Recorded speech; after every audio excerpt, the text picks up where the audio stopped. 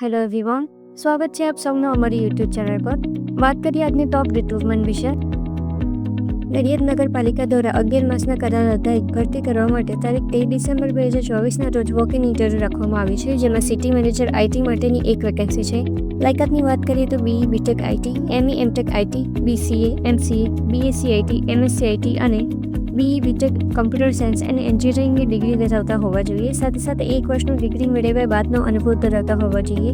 Salary ₹30,000 per month રહેશે। લાયકાત ધરાવતા ઉમેદવારો તારીખ 13 ડિસેમ્બર 2024ના રોજ નડિયાદ નગરપાલિકા ખાતે સવારે 10:30 થી 11:30 સુધી રૂબરૂ હાજર રહી રજીસ્ટ્રેશન કરાવવાનું રહેશે, તેમજ 12 કલાકે ઇન્ટરવ્યૂ શરૂ કરવામાં આવશે, જેમાં ઉમેદવારોએ લાયકાત અને અનુભવના ઓરિજિનલ પ્રમાણપત્રો તથા ઝેરોક્સ અને 2 ફોટોગ્રાફ સાથે હાજર રહેવાનું રહેશે।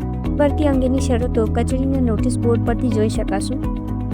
વાત કરીએ નવી એક વેકેન્સી વિશે। ગારિયાધાર નગરપાલિકામાં કામચલાઉ ધોરણે મ્યુનિસિપલ સિવિલ એન્જિનિયર તેમજ સિટી મેનેજર SWM માટેની વેકેન્સીઝ માટે 11 માસની કોન્ટ્રાક્ટ બેઝ પર ભરતી કરવા એપ્લિકેશન્સ મંગાવવામાં આવી છે, જેમાં મ્યુનિસિપલ એન્જિનિયર માટે લાયકાત અને અનુભવની વાત કરીએ તો BE સિવિલ એન્જિનિયરિંગની ડિગ્રી ધરાવતા હોવા જોઈએ, તેમજ ડિગ્રી મેળવ્યા બાદનો 1 વર્ષનો અનુભવ ધરાવતા હોવા જોઈએ। સેલેરી ₹16,500 પર મંથ ફિક્સ રહેશે। સિટી મેનેજર SWM માટેની લાયકાતની વાત કરીએ તો BE BTech environment, BE BTech civil, ME MTech environment તેમજ ME MTech સિવિલની ડિગ્રી ધરાવતા હોવા જોઈએ, તેમજ ડિગ્રી મેળવ્યા બાદનો 1 વર્ષનો અનુભવ ધરાવતા હોવા જોઈએ। સેલેરી ₹30,000 પર મંથ ફિક્સ રહેશે। અરજીના કવર પર નામ, સરનામું તથા મોબાઈલ નંબરનો સ્પષ્ટ ઉલ્લેખ કરવાનો રહેશે। ઇન્ટરેસ્ટેડ કેન્ડિડેટ તારીખ 5 જાન્યુઆરી 2025 સાંજે 17 કલાક સુધીમાં પોતાની અરજી તથા લાયકાત તેમજ અનુભવના પ્રમાણપત્રોની નકલો માત્ર રજિસ્ટર્ડ પોસ્ટ AD અથવા સ્પીડ પોસ્ટથી ગારિયાધાર નગરપાલિકા, મીઠા કુવા પાસે, ગારિયાધાર 364505 ભાવનગર ખાતે મોકલી શકે છે। ત્યારબાદ રૂબરૂ મુલાકાત માટેનો સમય અને સ્થળની જાણ કરવામાં આવશે। વાત કરીએ નવી એક વેકેન્સી વિશે। સુરત મહાનગરપાલિકા દ્વારા સીધી ભરતી કરવા માટે વેઇટિંગ લિસ્ટ બનાવવા નિયત લાયકાત ધરાવતા ઉમેદવારો પાસેથી ઓનલાઈન એપ્લિકેશન્સ મંગાવવામાં આવી છે, જેમાં AD ચીફ ફાયર ઓફિસરની બિન અનામત કેટેગરી માટેની એક વેકેન્સી છે। ડેપ્યુટી ચીફ ફાયર ઓફિસરની સામાજિક અને શૈક્ષણિક રીતે પછાત વર્ગ માટેની એક વેકેન્સી છે। ફાયર ઓફિસર માટેની અનુસૂચિત જનજાતિ માટે 1, સામાજિક અને શૈક્ષણિક રીતે પછાત વર્ગ માટેની 2, બિન અનામત માટે 4 તેમજ બિન અનામત કેટેગરીના મહિલા માટેની 2 વેકેન્સી છે। ટોટલ 9 વેકેન્સી છે। સબ ફાયર ઓફિસર માટે અનુસૂચિત જાતિ માટે 2, અનુસૂચિત જનજાતિ માટે 4 તેમજ મહિલા માટેની 1, સામાજિક અને શૈક્ષણિક રીતે પછાત પુરુષ ઉમેદવાર માટે 4 અને મહિલા માટે 2, બિન અનામત કેટેગરી માટે 5 અને મહિલા માટેની 2 તેમજ આર્થિક રીતે નબળા વર્ગ માટેની 1 વેકેન્સી છે। ક્રમાંક 4માં દર્શાવેલ કુલ જગ્યાઓ પૈકી એક જગ્યા દિવ્યાંગજન માટે અનામત ગણવાની રહેશે। આ બધી જ વેકેન્સી માટેની ડિટેલ ઇન્ફોર્મેશન સુરત મહાનગરપાલિકાની વેબસાઇટ પર આપેલી છે, જે મુજબ એડિશનલ ચીફ ફાયર ઓફિસર અને ડેપ્યુટી ચીફ ફાયર ઓફિસર માટે લાયકાતની વાત કરીએ તો ઇન્સ્ટિટ્યૂટ ઓફ ફાયર એન્જિનિયર્સ ભારતના સ્નાતક હોવા જોઈએ અથવા માની યુનિવર્સિટીમાંથી કેમિસ્ટ્રી અથવા ફિઝિક્સ સાથે BSc પાસ અને national fire service college Nagpur દ્વારા ચાલતો ડિવિઝનલ ઓફિસર કોર્સ પાસ કરેલો હોવો જોઈએ। માની યુનિવર્સિટીમાંથી BE fire, BTech fire, BE fire and safety, BTech fire and સેફ્ટીની લાયકાત ધરાવતા હોવા જોઈએ। એડિશનલ ચીફ ફાયર ઓફિસર માટે અનુભવની વાત કરીએ તો ફાયર સેવાને લગતી કેડરમાં કામગીરીનો 14 વર્ષનો અનુભવ ધરાવતા હોવા જોઈએ, જે પૈકી ડેપ્યુટી ચીફ ફાયર ઓફિસરની અથવા તેની સમકક્ષ જગ્યા ઉપરનો 3 વર્ષનો ઓછામાં ઓછો અનુભવ અથવા ડિવિઝનલ ઓફિસરનો કોર્સ પાસ કર્યા બાદ કોઈપણ PSU અથવા સરકારી સંસ્થામાં 6 વર્ષનો અનુભવ ધરાવતા હોવા જોઈએ। સેલેરી ₹10,000 થી 15,200 સુધી। પે બેન્ડ 15,600 થી 39,100 સુધી। ગ્રેડ પે 6,600 તેમજ પે મેટ્રિક્સ 67,700 થી 2,08,700 સુધી રહેશે। આ બંને પોઝિશન્સ માટે ઉંમર 45 વર્ષથી વધુ ન હોવી જોઈએ। મહાનગરપાલિકામાં કામ કરતા કર્મચારીઓને આ નિયમો લાગુ નહીં પડે। ડેપ્યુટી ચીફ ફાયર ઓફિસર માટે અનુભવની વાત કરીએ તો સ્ટેશન ઓફિસર, ફાયર ઓફિસરના દરજ્જાથી નીચે નહીં તેવી જગ્યાનો 3 વર્ષનો અનુભવ ધરાવતા હોવા જોઈએ। સેલેરી ₹8,000 થી 13,500 સુધી। પે બેન્ડ 15,600 થી 39,100 સુધી। ગ્રેડ પે 5,400 અને પે મેટ્રિક્સ 56,100 થી 1,77,500 સુધી રહેશે। આ બંને પોસ્ટ માટે શારીરિક યોગ્યતાની વાત કરીએ તો પુરુષ ઉમેદવાર માટે મૂળ ગુજરાતના અનુસૂચિત જનજાતિના ઉમેદવારો માટે વજન 50 કિલોગ્રામ અને ઊંચાઈ 162 સેન્ટીમીટર, અનુસૂચિત જનજાતિ સિવાયના ઉમેદવારો માટે વજન 50 કિલોગ્રામ અને ઊંચાઈ 165 સેન્ટીમીટર હોવી જોઈએ। મહિલા ઉમેદવારો માટે મૂળ ગુજરાતના અનુસૂચિત જનજાતિના ઉમેદવારો માટે વજન 40 કિલોગ્રામ અને ઊંચાઈ 150 સેન્ટીમીટર અને અનુસૂચિત જનજાતિના ઉમેદવારો સિવાયના ઉમેદવારો માટે વજન 40 કિલોગ્રામ અને ઊંચાઈ 155 સેન્ટીમીટર હોવી જોઈએ। આંખની દ્રષ્ટિની વાત કરીએ તો જો તમે ચશ્મા પહેરતા હોય તો ચશ્મા વગર પણ પ્રેક્ટિકલ ફાયર ડ્રિલ્સ કરી શકતા હોવા જોઈએ।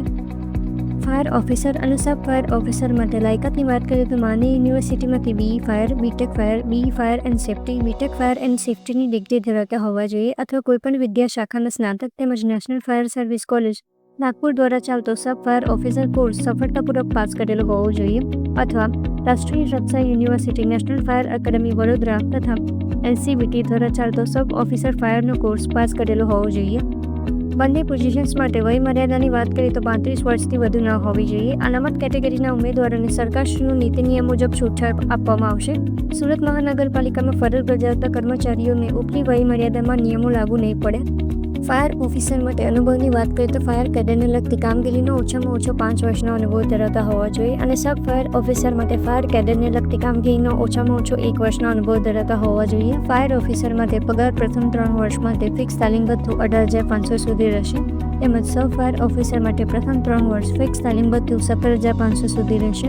લાયકાત ધરાવતા ઉમેદવારો તારીખ 17 ડિસેમ્બર 2024 રાત્રિના 11 કલાક સુધીમાં નગરપાલિકાની વેબસાઇટ suratmunicipal.gov.in પર જઈ ઓનલાઈન એપ્લાય કરી શકે છે. અરજી કરવા માટે સૌપ્રથમ ઈમેલ આઈડી અથવા મોબાઈલ નંબરથી યુઝર રજિસ્ટ્રેશન કરવાનું રહેશે. ત્યારબાદ લોગિન કરી યુઝર પ્રોફાઇલ વિન્ડો ખોલી તેમાં બધી જ પર્સનલ ડિટેલ્સ નાખી તેને અપડેટ અને સેવ કરી લેવી.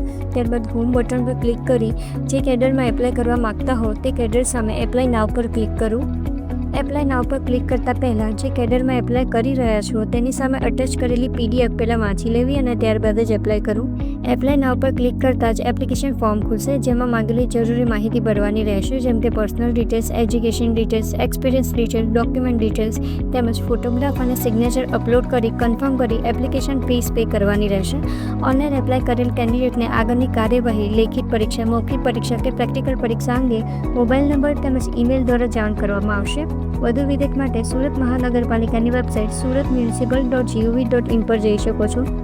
વાત કરીએ નવી એક વેકેન્સી વિશે. કડોદરા નગરપાલિકા સુરત દ્વારા સિટી મેનેજર IT અને સિટી મેનેજર SWM માટે 11 માસના કોન્ટ્રાક્ટ બેઝ પર ભરતી કરવા માટે તારીખ 19 ડિસેમ્બર 2024ના રોજ સવારે 11:30 કલાકે ઇન્ટરવ્યૂ રાખવામાં આવ્યું છે. ડિટેલમાં વાત કરીએ તો સિટી મેનેજર ITની એક વેકેન્સી છે જેમાં BE BTech IT, ME MTech IT, BCA, BSc IT તથા MCA તેમજ MSc ITની ડિગ્રી ધરાવતા હોવા જોઈએ તથા ડિગ્રી મેળવ્યા બાદનો 1 વર્ષનો અનુભવ ધરાવતા હોવા જોઈએ. સેલેરી ₹30,000 પર મંથ રહેશે. સિટી મેનેજર SWM માટેની એક વેકેન્સી છે જેમાં BE BTech environment, BE BTech civil, ME MTech environment તેમજ ME MTech સિવિલની લાયકાત સાથે 1 વર્ષનો ડિગ્રી મેળવ્યા બાદનો અનુભવ ધરાવતા હોવા જોઈએ. સેલેરી ₹30,000 પર મંથ રહેશે. લાયકાત ધરાવતા ઉમેદવારો પોતાની અરજી તેમજ જરૂરી તમામ ઓરિજિનલ ડોક્યુમેન્ટ્સ તથા ઝેરોક્સ સાથે પોતાના ખર્ચે કડોદરા નગરપાલિકા જિલ્લા સુરત ખાતે ઇન્ટરવ્યુમાં હાજરી આપી શકે છે. ઉમેદવારની ઉંમર 18 વર્ષથી ઓછી ન હોવી જોઈએ. સિલેક્શન મૌખિક ઇન્ટરવ્યુના આધારે કરવામાં આવશે. સિલેક્ટેડ કેન્ડિડેટને સરકારશ્રીના નિયમાનુસાર અન્ય લાભો પણ આપવામાં આવશે તેમજ સરકારશ્રીના નિયત કરેલા ટેક્સ નિયમાનુસાર કર્મચારીને મળતા ફિક્સ વેતનમાંથી કપાત કરવામાં આવશે. લાયકાત ધરાવતા ઉમેદવારો તારીખ 19 ડિસેમ્બર 2024 સવારે 11:30 કલાકે ઇન્ટરવ્યુમાં હાજરી આપી શકે છે. આઈ હોપ કે આ વિડીયો તમારી માટે ખૂબ જ ઉપયોગી રહ્યો હશે. અમારી લેટેસ્ટ વિડીયો તમારાથી મિસ ન થાય એ માટે ચેનલને સબસ્ક્રાઇબ જરૂરથી કરી લેજો. આજના વિડીયોમાં બસ આટલું જ. ફરી મળીશું એક નવી વિડીયો, એક નવી ઓપોર્ચ્યુનિટી સાથે. ત્યાં સુધી મને આપો રજા. નમસ્કાર.